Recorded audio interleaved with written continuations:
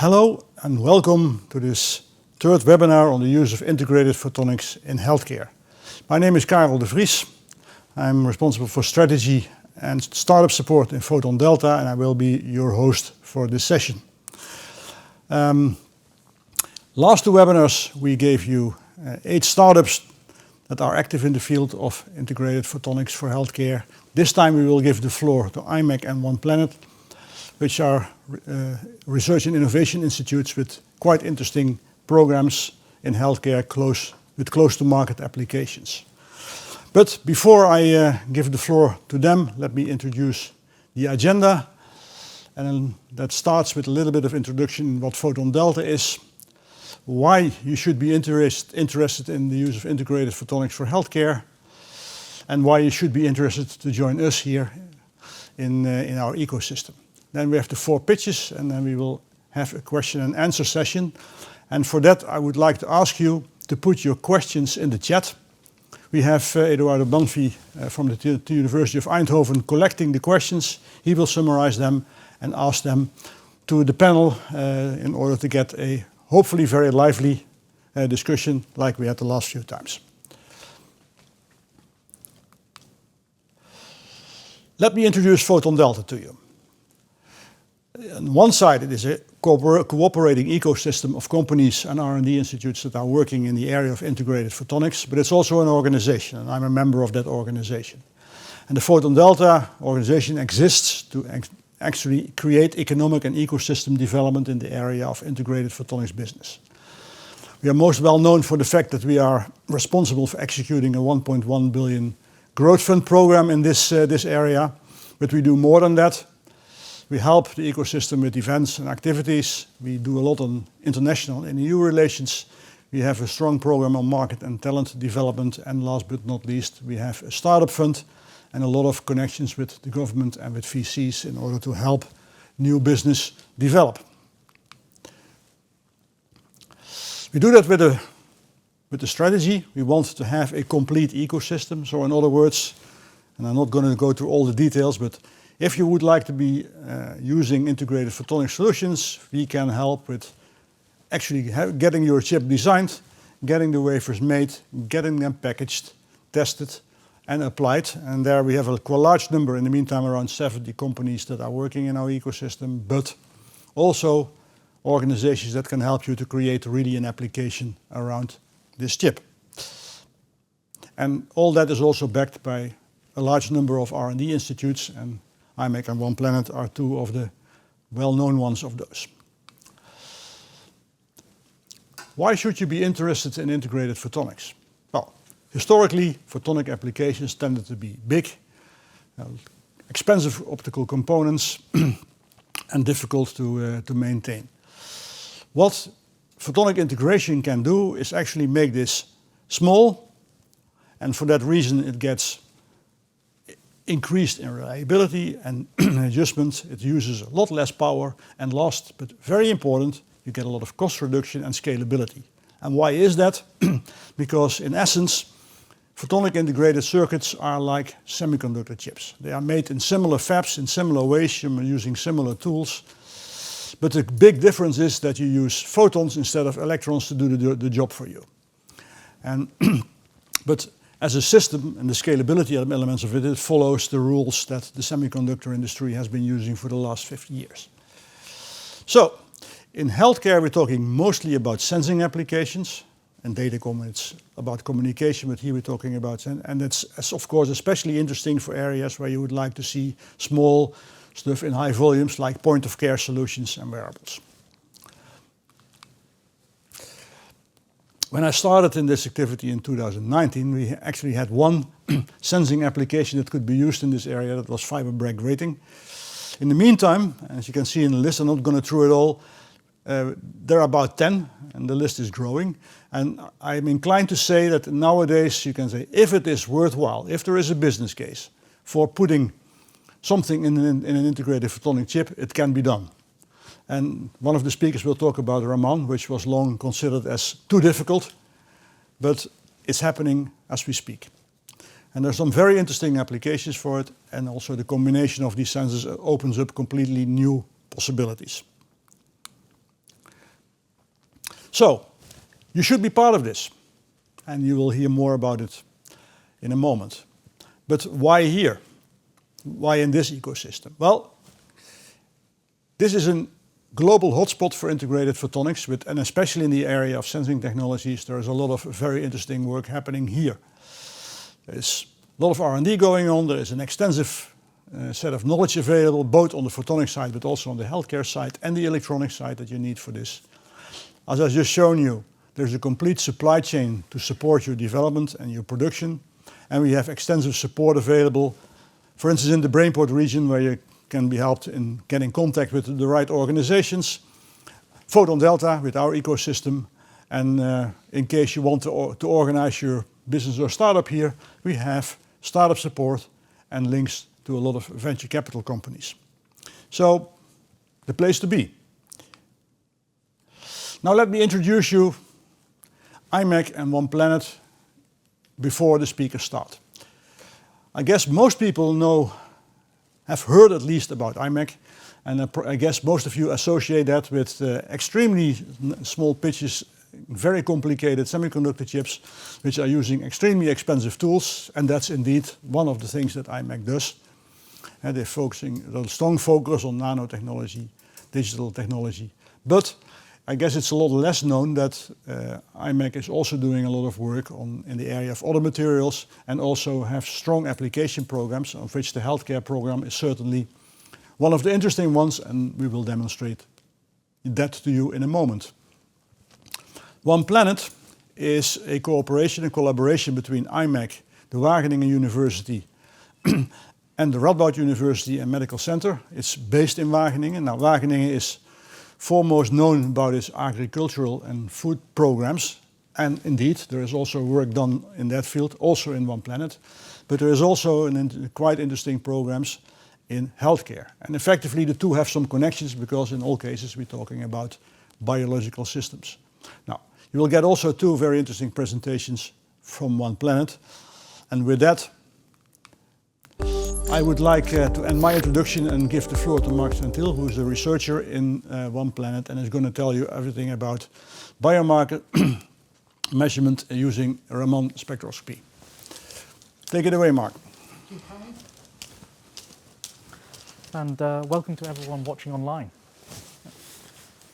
So in this talk, I'm going to introduce the concept of Raman spectroscopy, which really is a remarkable technique which can do chemical analysis using only light. I'll then show a few applications where this is used in healthcare currently, and then I will explain how we can use photonic integrated circuits to really boost the technique and get it out of the lab and into the hands of normal people. So, what is Raman?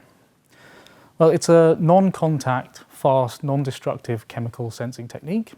You can see here an example spectrum, and it's these sharp lines in the spectrum that are the Raman lines. This really is the fingerprint for the molecule. So, and also underneath you can see this broadband contribution. This is from fluorescence, and this is something which is not so specific to molecules. All molecules fluoresce in a similar way. So it's really the Raman light that can really help you analyze your sample. So Raman can basically be used anywhere you want to say, what is this and how much of it is there in there. So this can be used, currently for sample analysis for healthcare. So this is, think, diagnostics, think blood samples, urine, tissues under a microscope.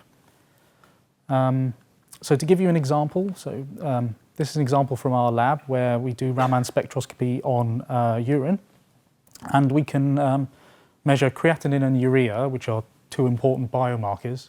We can measure them to clinical accuracy and precision without any sample preparation required.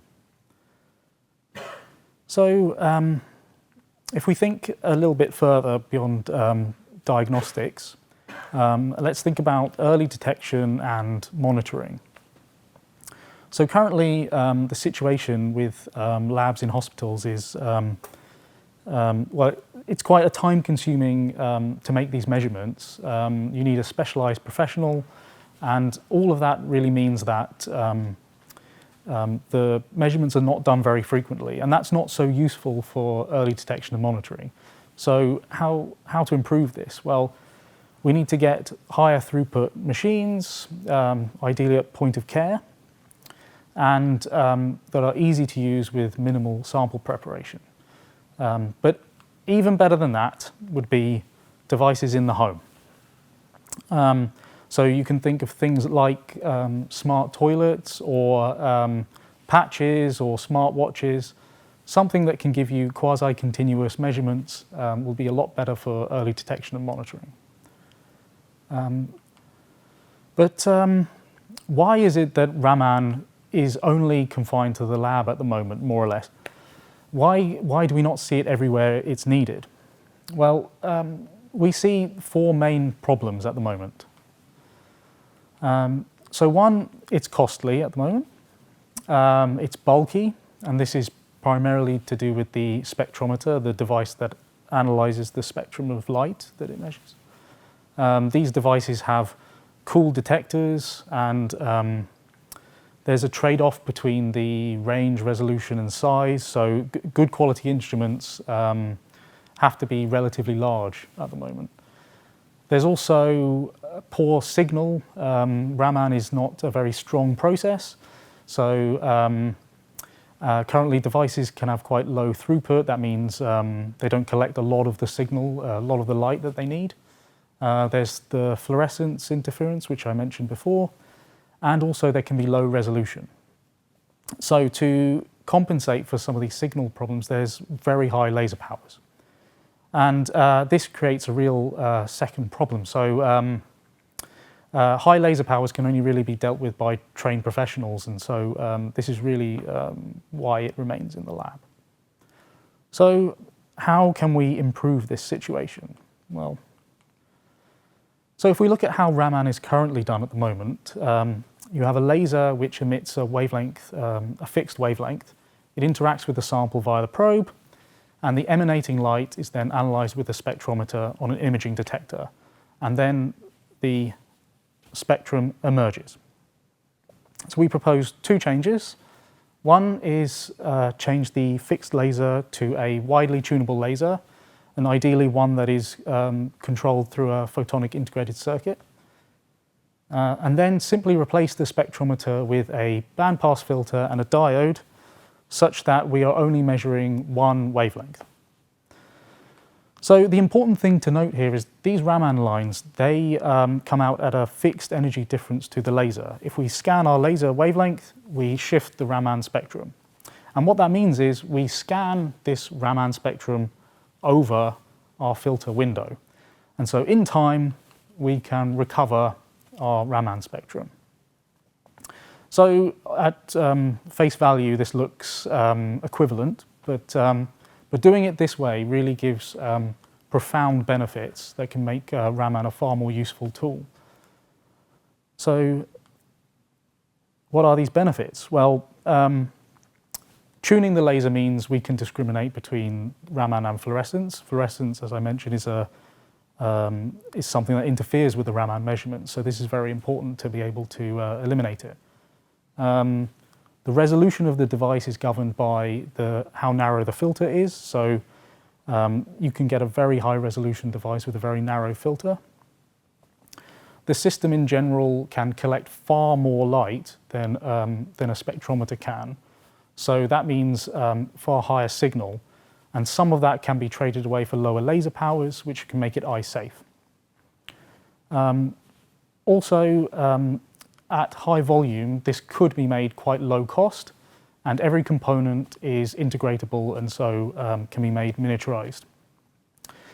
So we really believe that because all of these benefits can be realized together, this will make spectrometers, that means devices that accept broadband light and analyze the intensity of each wavelength, it'll make these devices obsolete for Raman. So what are the potential applications for this Raman engine? So we see some potential in doing Raman measurements on liquids, so blood or urine. These can measure things like chronic kidney disease, sarcopenia, diabetes, and other things. And this could be really helpful in speeding up lab devices in hospitals, but also at-home monitoring. And also we see transdermal lipid analysis is quite interesting. So this is where the Raman light can analyze the fat tissue below your skin, and it can really detect whether you have metabolic illnesses. But we also really want to reach out.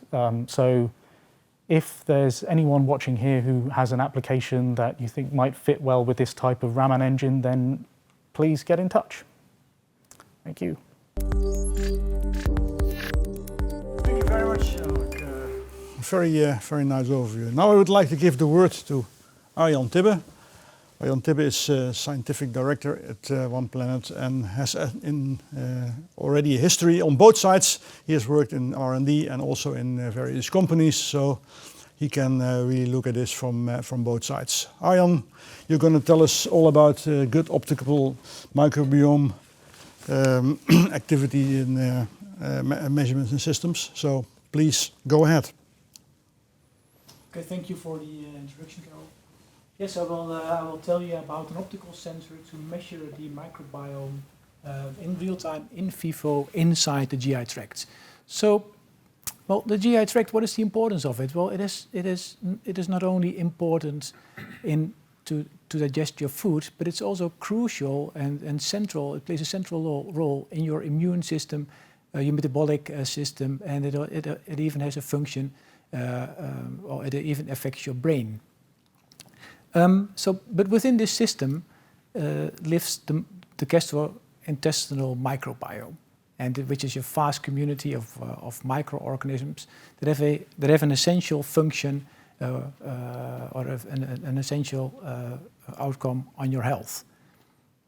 But in order to, well, it is recognized as a very important system, but still it's a black box. So we need more sensors actually to know what's actually going on, to link the physiology with the microbiome and the host activity. So at One Planet, we made already a major progress in understanding the gut health physiology using our ingestible. Well, this ingestible provides data in spatiotemporal fashion on the ORP, the oxygen reduction potential, the pH, the temperature, the transit times, and in a real-time fashion. And if you see on the central graph on the right, the top graph contains the average of 66 pills that were ingested by 15 individuals, and the gray line presents the pH, and the other one the ORP. For different parts of the GI tract. So it's the stomach, the small intestine, and the large intestine. So this is the average. But if you look at the individual time traces, you see there is quite a large difference between each of the individuals. But what is still needed and what is still missing is data on the microbiome. And if you look in the trends on the microbiome. So what is going on there? So during the last decades, the microbiome has come to be very well recognized as a very essential part of your body that plays a really important role in your health. Research has linked it to many diseases, including mental disorders, metabolic disorders, digestive diseases, and even cancer. But what is even nicer is actually that there's a new emerging trend that the activity of the microbiome is even more important than the presence of certain microbiomes, or certain microbes. So what is really needed is a sensor that can not only provide the presence of the microbiome, but also the activity of the microbiome. So how do we do that? Well, actually, it's quite straightforward, and we use actually molecules that are placed on our sensor surface, and particular specific microbes produce very distinctive enzymes that only interact with the molecules that you place on your sensor surface. The image here shows, in this case, a mucin molecule that makes up the mucosal layer of the GI tract. And in case the microbe is present, it produces a specific enzyme, and this enzyme cleaves the fluorescent part of the mucin molecule from the surface, and this reduction on fluorescence is the signal that you can measure whether or not the enzyme and such as and in relation with the microbe and the related microbe is present. So the nice thing is that it's label free. It can actually work inside the complex environment of the GI tract. So, of course, everything needs to be integrated in a photonics small sensor to have it inside the GI tract. And integrated photonics can help you with that. So it's a small footprint. It enables spatiotemporal data measurements on the microbiome activity, the presence of enzymes. It is scalable, so in this case, the sensor over here shows only 4 waveguides, but it's scalable to up to 100 to 200 different molecular targets. And integrating such a sensor in our ingestible not only provides then the physiological data of the gut, but we can also relate it to the microbiome activity.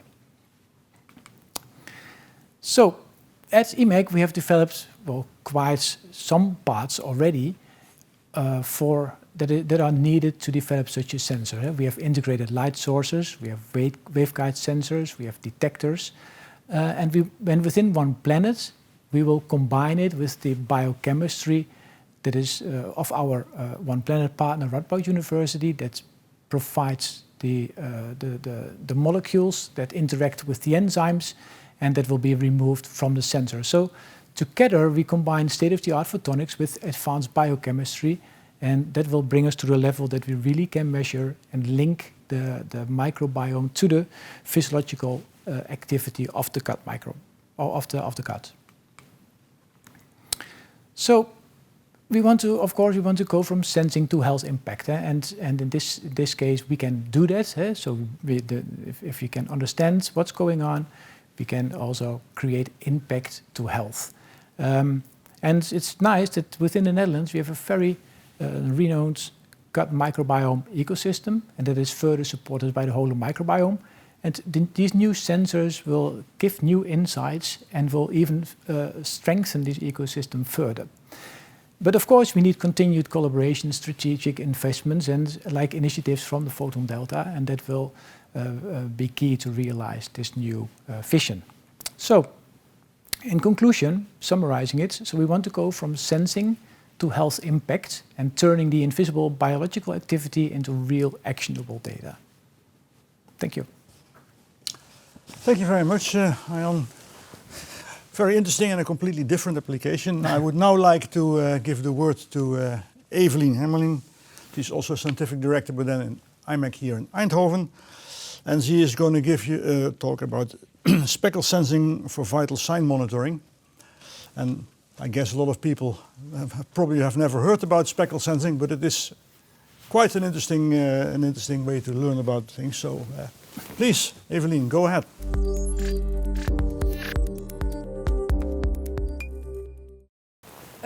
Indeed, my name is Evelien Hemmerling, and I would like to present you our speckle sensing technology, which we use for contactless vital sign monitoring.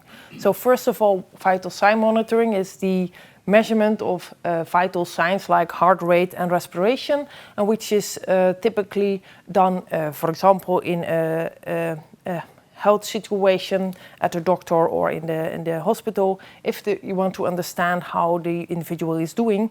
And this is typically done every, let's say, few hours by a nurse. We want to use speckle sensing technology to do this. And we want to do that in a non-contact way. So first of all, what is actually speckle sensing? So speckle sensing makes use of coherent light instead of normal light. So the light has the same phase at all time, and when that light touches a surface, it will create constructive and deconstructive interferences, and thereby you can create this speckle, which you can see here as this green blob, which is a noisy pattern.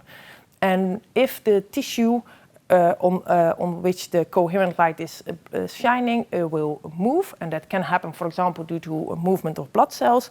Also, the speckle pattern will change, and this we can quantify.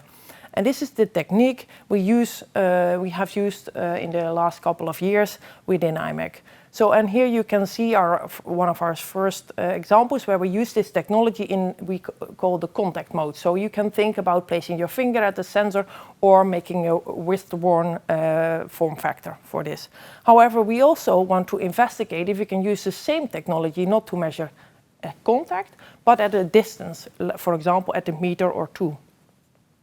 So the speckle contrast or speckle plethysmography method that is already been used throughout works as follows. So there is an image, and that can be measured with a camera. That can be a fingertip, but in this case it would then, for example, be the face.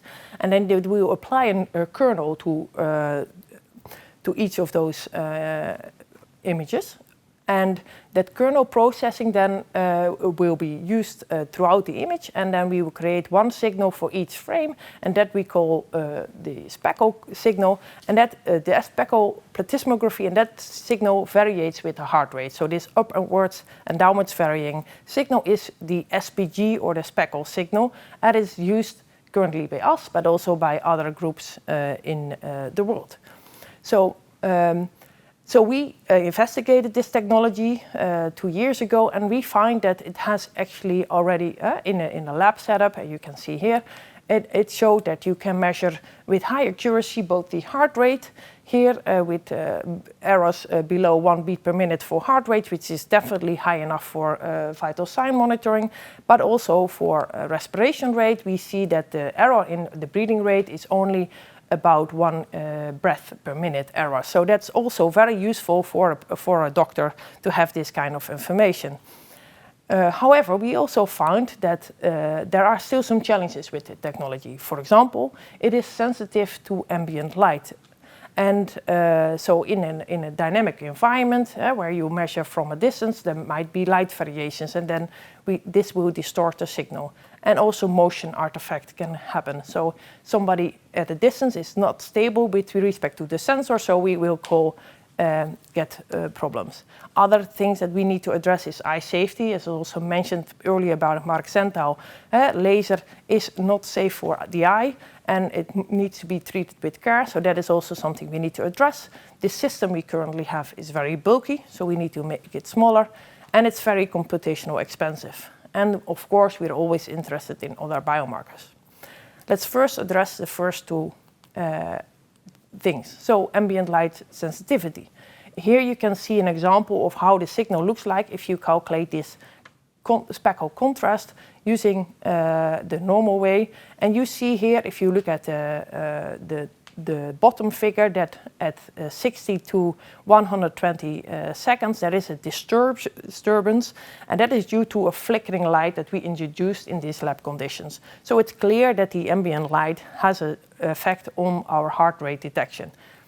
However, we also looked into applying a different processing techniques we call the Gabor filter, and this is used for texture analysis typically, but we can also use that for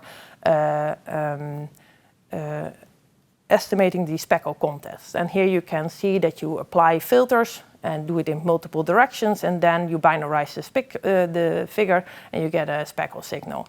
And the resulting Gabor filtered speckle sensor is indeed insensitive to ambient light. This is the same data processed in a different way, and where you can clearly see that the heart rate signal is present, and the small variations are due to the respiration that is normally seen in the heart rate. So that was a good sign.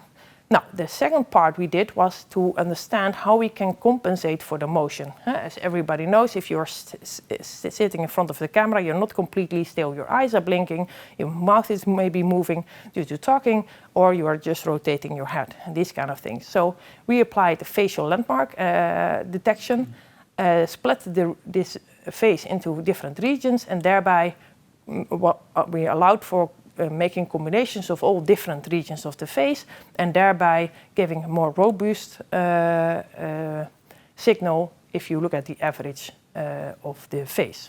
So, but why would you do this, and what kind of use cases can we use for this? So one of the use cases we explored is let's first go here. So here we can see in the lab conditions that if there is small movement, which you can see over on the left, that indeed the signal is completely stable. And if you have larger variations by rotating the head, that for most of the time you can capture the heart rate with high accuracy, but for sometimes you need to detect that there is still too much motion and that the signal might not be trustworthy.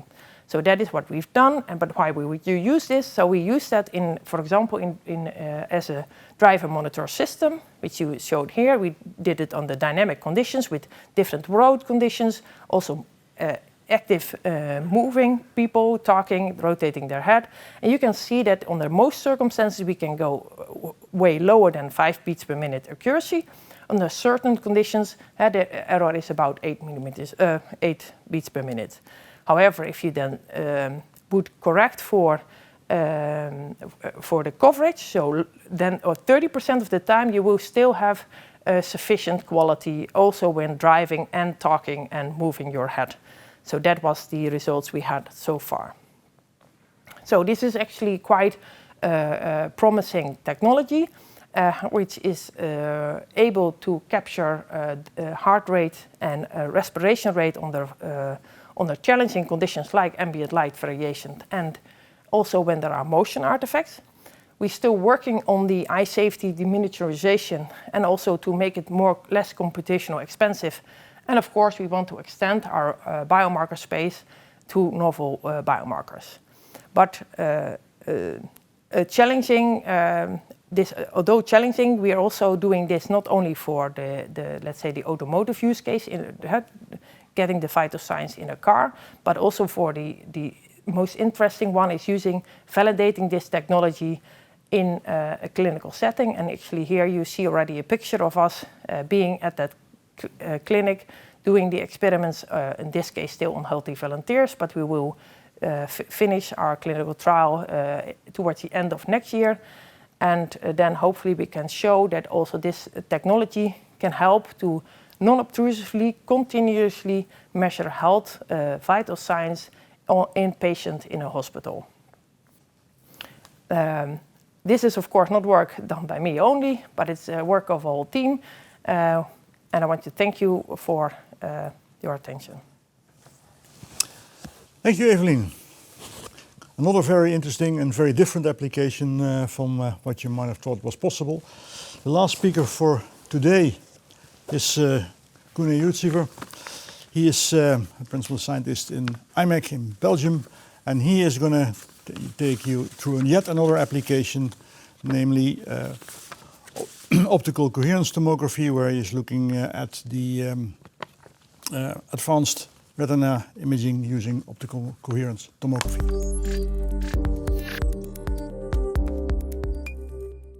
Today I will talk about optical coherence tomography and how advances in photonic integration can help specifically retinal imaging. When we go to the eye doctor can examine our retina and our eye by just using white light and microscope. And as in the middle top, they can see through the eye, as the eye is transparent, the retinal structures which has a background quite homogeneous. But if the diseases starts to appear, that will change the retina and some spots and coloration will be seen. However, this is only the surface of the problem. If you look at to the right, the retina is actually a structure with multiple layers due to different cell types, and it would be really helpful to detect some diseases at an early stage by seeing subsurface images, just like ultrasound can see in muscle. Luckily, specifically in the Western world and large hospitals in many countries, there's a device like this called optical coherence tomography. On the left top, you see a typical benchtop device that would cost between 50 and 100K and will be mainly seen in the specialty ophthalmology clinics. This device sends a laser to the eye and then measures the reflected light. So, like ultrasound, it sends a signal but this time a light signal, and can extract the depth information. Below that image, we see a typical screen that the doctors will look at the retina, choose an area of interest, and then start scanning the laser and see a real-time 2D cross-sectional image. On the right side, we see 3 colored images of retina. The top one is a healthy retina with nice layers. In the middle, we see that in the cross-sectional image, there's something happening in the retina layers are detaching from each other. And if we do multiple of these 2D images and put them together, we can construct 3D retinal images with OCT. And now there are advances in the OCT that increase the speed. We can get volumes in several seconds, and by cross-correlating several volumes, we can also obtain the vascular network of the retina, which may be indication of some diseases, without any contrast agent. Well, in order to make the OCT smaller and cheaper, we need to understand how OCT works and its component. OCT is basically a Michelson interferometer, which uses broadband light. Here we show tunable laser, and the light goes over the spectrum, and then we measure the signal. The light from the tunable laser goes through a splitter. To the bottom, it hits a reference mirror. From the reference mirror, it reflects back and goes to the photodetector. And the other arm, called sample arm, goes to the eye, and it focuses to one point. Here it's indicated by the red dot. And then the light returns from that red point and interferes with the light returning from the mirror. And in the photodetector, we can measure the interference spectrum. If we take the Fourier transform, we will see a signal that will be the reflection profile with respect to depth. And by using a color map, we can make one line in the image. And then if we use a rotating mirror, we can move that spot. And for each spot, we will have a column. And then in real time, we can generate the OCT images. For OCT, there are 2 main wavelengths that are used for imaging, 850 and 1060. Here below, we see 2 images from the same patient. And for 850, we see that the depth penetration is limited. After certain points, we don't see any structures.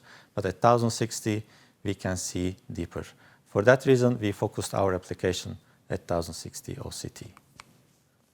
If you look at the integrated photonics developments, we can see many components that can be used to create on-chip interferometers, including photodetectors, waveguides, splitters, and active devices. And all these can be fabricated on a silicon wafer in fabrication facilities that we have at IMEC that are mainly established for CMOS electronics. But this time we can use those existing facilities for photonic applications.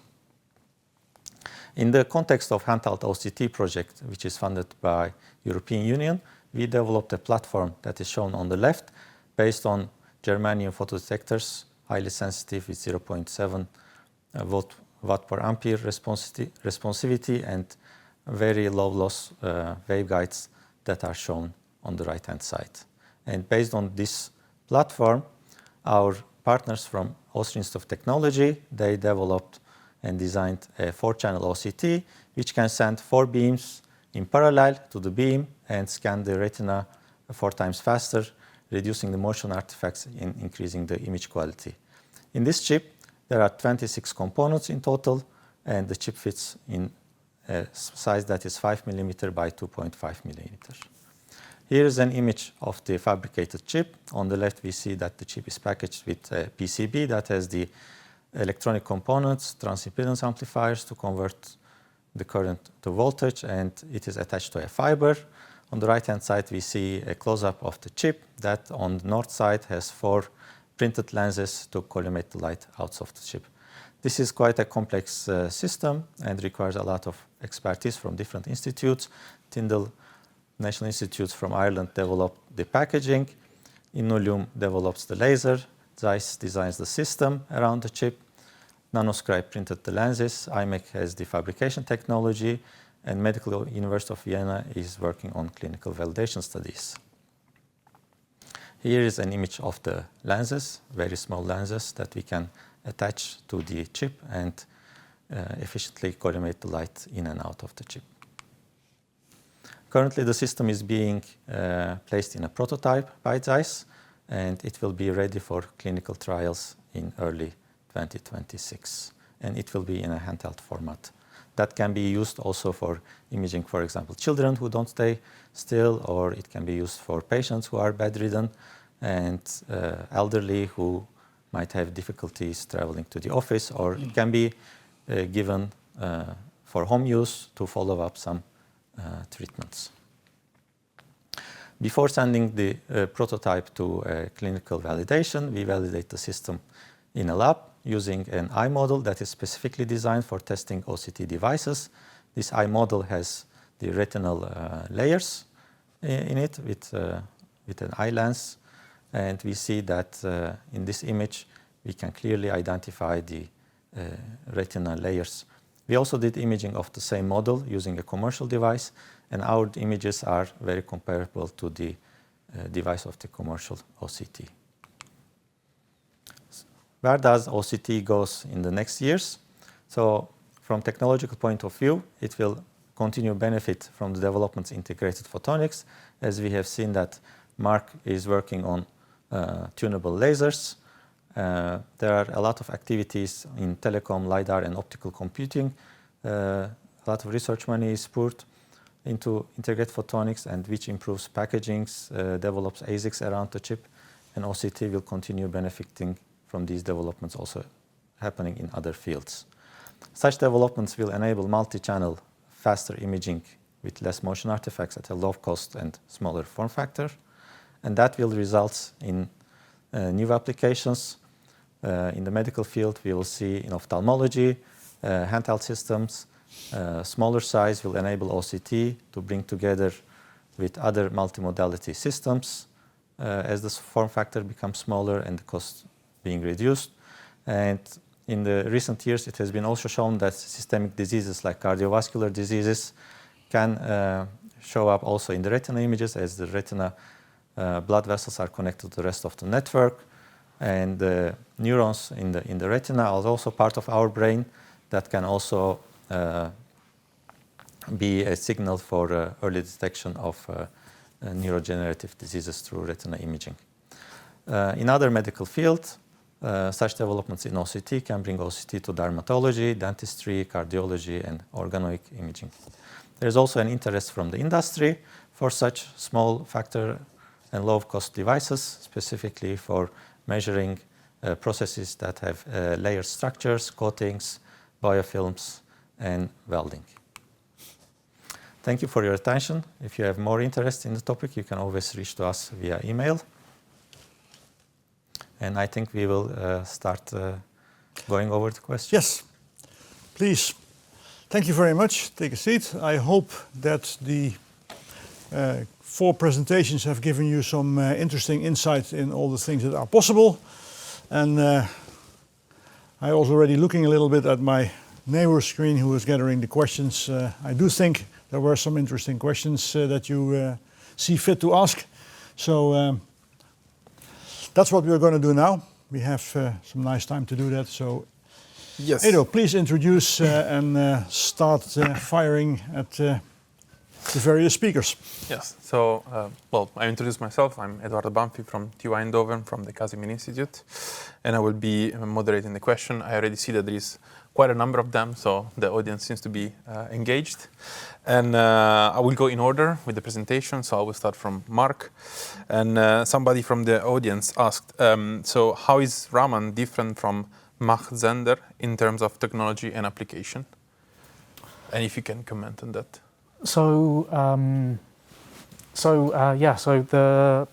the technique we're talking about, the photonic integrated circuit controls the laser, and that can be through various resonators, and Mach-Zehnder is one of these resonators. So that's really the link there. So the answer is that there is no real difference, basically. Well, one is a technique to analyze chemicals, and the other is a tool for the chips. So, it can certainly be used for this. Yeah. Good. And then there is a follow-up question which seems to be very detailed, and it's about Raman, if it's not for a bespoke system, is measured over a range of 400 to 3,000 centimeters to the minus one. Yes, yeah. And then as a tunable razor. And then they assume that a supercontinuum light source is based on multiple bandpass filters.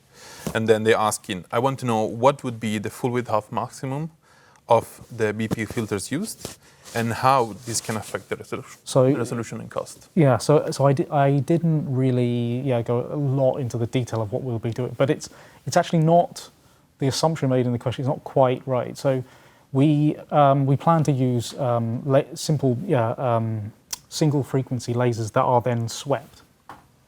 So and the amount of tuning gives you, so currently with this type of technology you can get about 800 inverse centimeters for Raman. So what that means is that's half of the fingerprint region, and the fingerprint region is what you typically want to measure most molecules. So that means you either have 2 lasers or you have 2 detection channels, and you can more or less cover everything you want, that way. Nice, nice. And then I think one more, because there was a number of them, but to give equally space. So they're asking, have you explored application in bioprocesses, example given cell and gene therapy? Raman spectroscopy can be used to detect metabolites in cell culture bioreactors. Yeah, that could be really interesting. I do know that, with bioreactors as well, the fluorescence is a big issue, and it's one of the reasons why it's not been why it's only recently being applied with techniques that can remove this fluorescence. So yeah, it's certainly something that matches quite nicely with the. Well, I confirm that in this case, because we actually are talking to multiple companies that are interested in starting using Raman, and one of them is indeed looking at the bioreactor area. So yeah, it's correct. Amazing, great. And then I would like to go on to Arjan. There were some questions, and they were mainly focused on if there are already results. So I'm gonna go. Are there already in vitro results for the microbiome activity sensors? Yes and no. So the principle that certain microbes produce certain enzymes, specific enzymes that are specific to cleave these mucin molecules. There are in vitro experiments. These have been done by our partner, Radboud University. We don't have experiments yet that integrated these molecules onto an optical device besides a microscope. So it's not an integrated photonics device, but it's confirmed by microscopy, by fluorescence microscopy, that it's working. Yes. Okay. And then a follow-up question was about how do you make sure only the target microbiome is detected, which you partially answered now, and is advanced algorithm or machine learning model required? So these microbes, they produce very specific enzymes. So they only react, or they only can cleave the one type of mucin molecules that you design. So it's very specific. Is it specific to the extent that we really need to make up or to determine or to answer all the questions that we have on a microbiome? We don't know, because this data is not available yet. Yes. So, but the other one was, sorry. No, they were asking if advanced algorithm or machine learning model was required. Yeah, so if it's very specific, then there's no advanced data analysis needed. But you can also think of very complex mucin molecules that are partially degraded by one enzyme and partially degraded by another enzyme and partially degraded by a third enzyme. And then you would need more complex data analysis. But at this moment, we don't know yet. It's the idea is there. It's confirmed by very simple experiments. The true answer will be there in the future. Okay, thank you. And then Evelyn, there was one question that was about what is the wavelength of the laser used for speckle monitoring, and what are some potential other biomarkers you're looking at IMEC? Yep. So we have with our contact mode sensors, we look at different wavelengths, but for the contactless, we typically go to the near-infrared regime, where it varies between, let's say, 830 to 940. So we can use different wavelengths, but typically because we don't want to blind someone with a lot of light, we go to the near infrared, so the invisible part of the light. About the biomarker space, so of course heart rate and respiration rate are very interesting biomarkers, the most fundamental ones, but there are others that are very interesting, and the two key biomarkers that we're interested in is blood oxygenation, so understanding how well the blood is oxygenized, which is of course also a problem doing, for example, COVID. That was one of the most important biomarkers. And also blood pressure, a well-known biomarker that is, of course, that a lot of people want to have either in their smartwatch or also as a measure in the hospital. So those two biomarkers are the most important ones we're now focusing on. Okay. Thank you. There was also one last new question just popped up. Currently, there are many techniques for remote vital sign monitoring, such as visible camera, time-of-flight camera, radio frequency. What is the advantage of speckle imaging for this application? Yeah, so I think one of the most important ones is the ambient light insensitivity. I think that is the one that is currently really the one that shows, for example, with other imaging techniques, that it's really the reason why these approaches do not work so well, only in dark conditions, and that is very limited conditions. If you think about, for example, other techniques they can, for example, measure respiration, because that's quite big signal. It's a large variation, but there's more subtle changes like heart rate, they cannot capture those. So those two are the most benefit.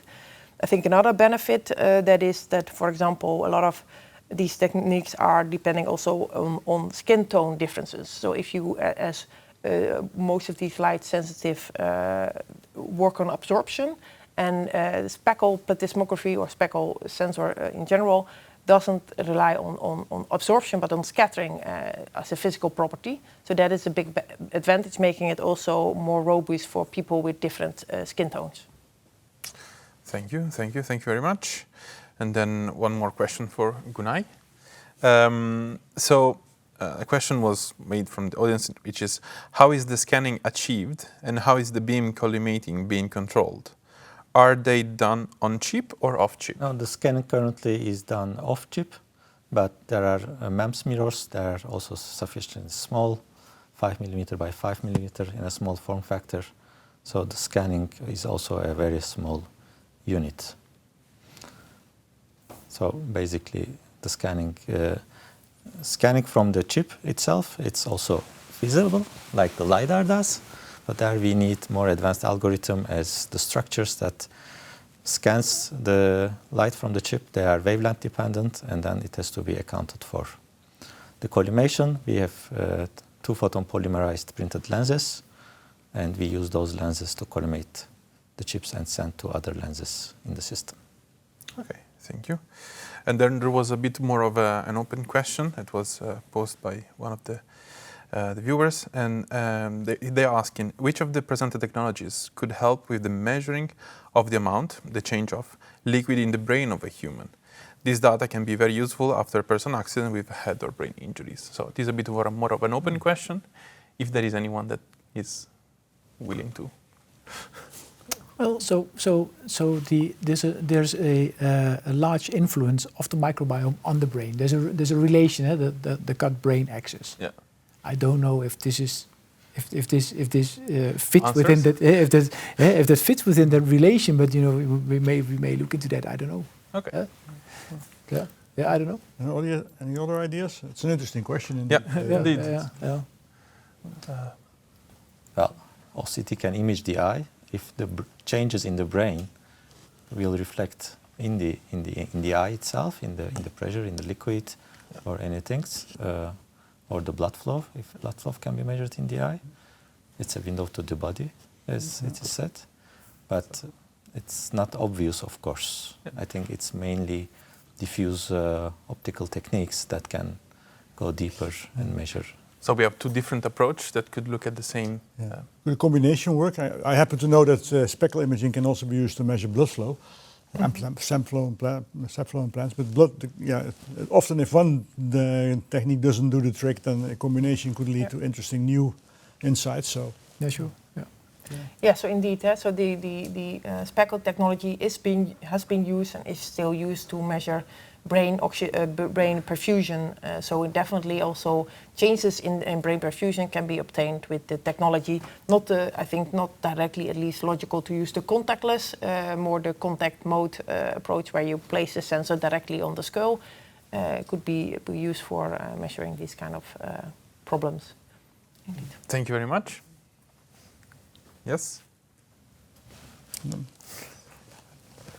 No more ideas. No more questions? At least not yet, but you don't know. Perhaps we'll give some inspiration for something new. Great, yeah. And I believe the audience has been satisfied, so. Well, very good. I think we had some nice presentations and followed by some nice questions. I hope you all enjoyed it. I certainly did. And with that, I would like to end this third webinar on the use of integrated photonics in healthcare. That there was a third implies that there might be also a fourth, and that's something that we are going to prepare. So I hope you'll stay around. By the way, the material will become available online. So if you think I would like to see something, or I would like to share something with a colleague, or I have a question later on, we will make sure it becomes available for you to look at. Thank you very much for your attention, and have a good evening.